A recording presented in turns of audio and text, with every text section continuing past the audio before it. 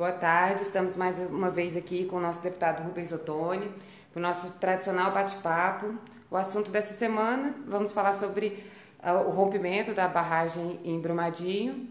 O deputado vai esclarecer algumas dúvidas, caso vocês tenham alguma pergunta, pode mandar pelos comentários, sugestões também para próximas lives.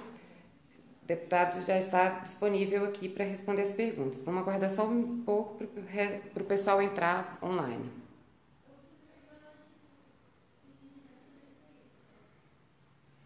Olá, amigos e amigas, nós estamos aqui mais uma vez nesse espaço privilegiado de diálogo com vocês, esse nosso bate-papo semanal. E essa semana, como foi dito, o tema sugerido por vocês mesmos aí através da internet foi nós comentarmos aqui sobre essa tragédia do rompimento da barragem em Brumadinho. E isso está dominando toda a cobertura jornalística e tem impacto sem dúvida nenhuma e tem um espaço muito grande para que a gente possa refletir. E queremos que você venha participar conosco, ajudar nessa reflexão, sugerir também como é que podemos enfrentar situações como essa. A nossa primeira palavra aqui evidentemente não poderia ser diferente, é uma palavra de solidariedade. Solidariedade às famílias atingidas, às famílias que perderam seus entes queridos, às famílias que foram impactadas do ponto de vista econômico também, prejudicadas de uma forma ou de outra com essa tragédia. Nossa solidariedade com essa situação tão devastadora que é o rompimento de uma barragem. Então, a primeira palavra nossa aqui é uma palavra de solidariedade. A segunda palavra nossa aqui é uma palavra de indignação. Indignação diante do que estamos vendo, porque o rompimento da barragem em Brumadinho é uma tragédia anunciada. Todos já poderiam prever. Infelizmente, tanto por parte das grandes empresas, quanto da parte do governo que deveria exercer a sua fiscalização, praticamente nada foi feito para impedir que essa tragédia anunciada ela pudesse acontecer. Aí quando a tragédia acontece, aí é uma comoção total. Aí movimenta todo mundo, vem gente até fora do país. Mas depois, quando passa, ninguém lembra, ninguém faz nada para evitar. Não há nenhum trabalho preventivo. Daí a nossa indignação. Indignação com a empresa. A Vale, mais uma vez, demonstra a sua falta de compromisso com o país, com as pessoas, com aquilo que é coletivo. Mostra a diferença realmente entre uma empresa que é pública, que a Vale já foi pública, com a diferença de uma empresa que agora é privada, e que pensa apenas nos seus interesses e no seu lucro. E por que eu falo assim com tanta veemência? Porque, com toda certeza, se ela não pensasse apenas no lucro, muita coisa teria sido feita diferente. Agora, com o rompimento da barragem, as reportagens que são feitas mostram o absurdo da falta de planejamento, onde funcionários da área de administração, onde refeitórios foram construídos na área de impacto da barragem. Um absurdo do ponto de vista de segurança.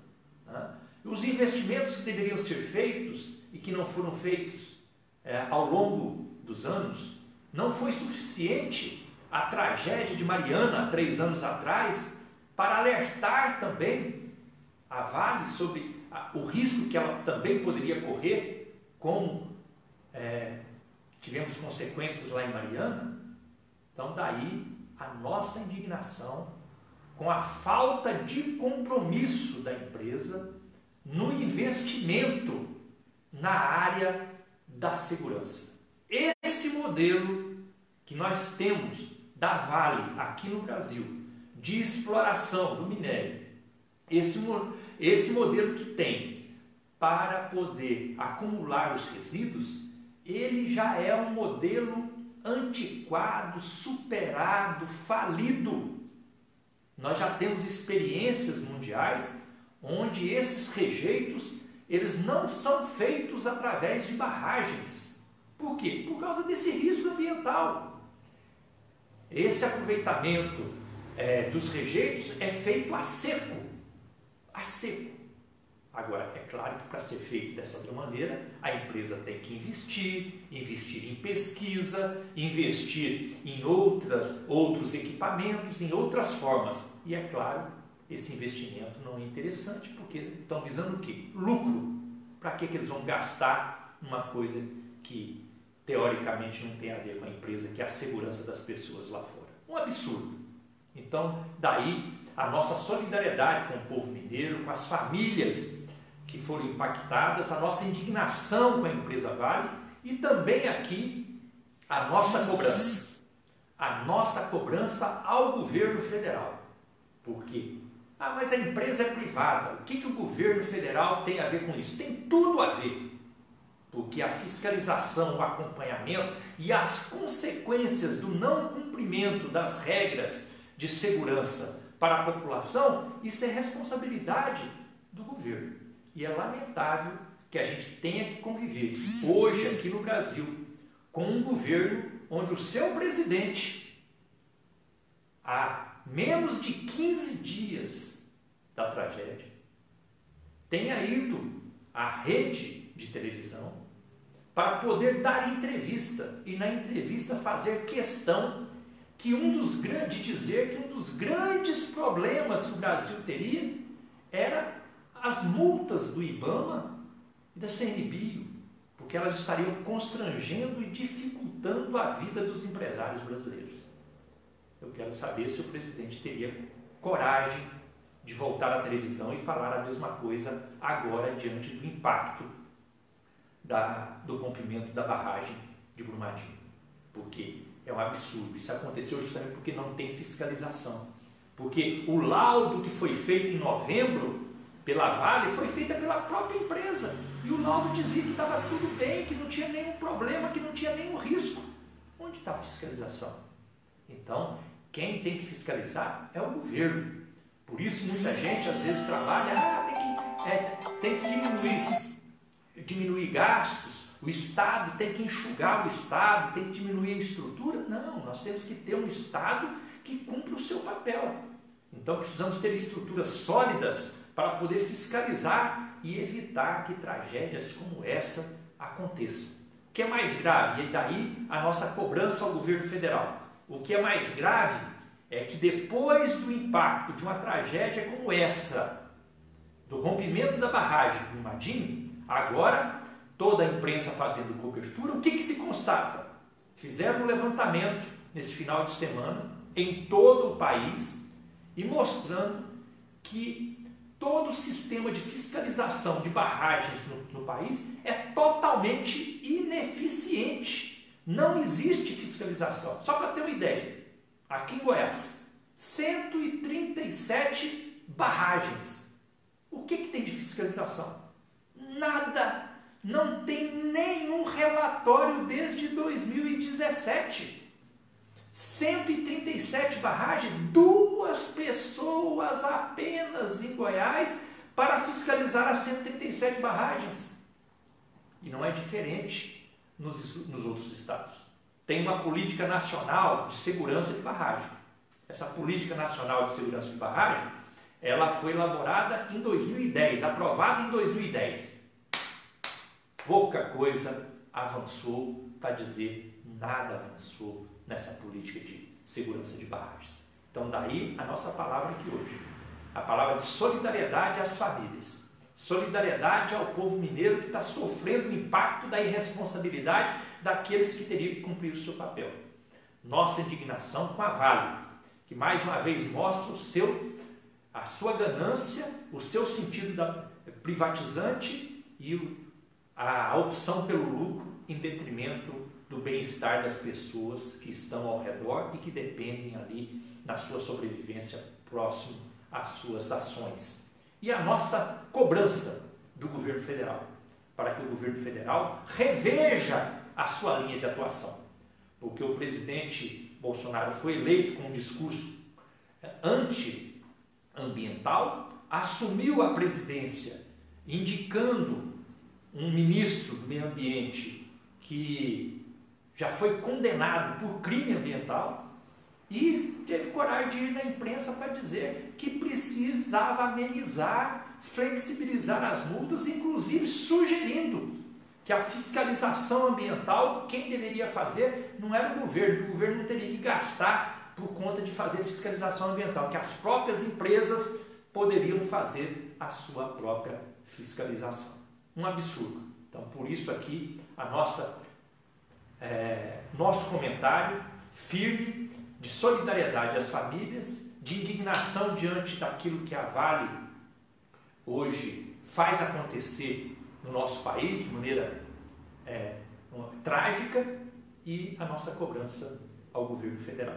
Se você tiver alguma opinião, alguma pergunta, alguma participação, nós estamos à disposição aqui com vocês. Rubens, o pessoal está comentando aqui, o Breno diz o seguinte, que uma pessoa é pega pescando um peixe no Araguaia é presa por crime ambiental. O empresário destrói um rio, uma cidade e não acontece nada. Perguntando o que o senhor acha disso.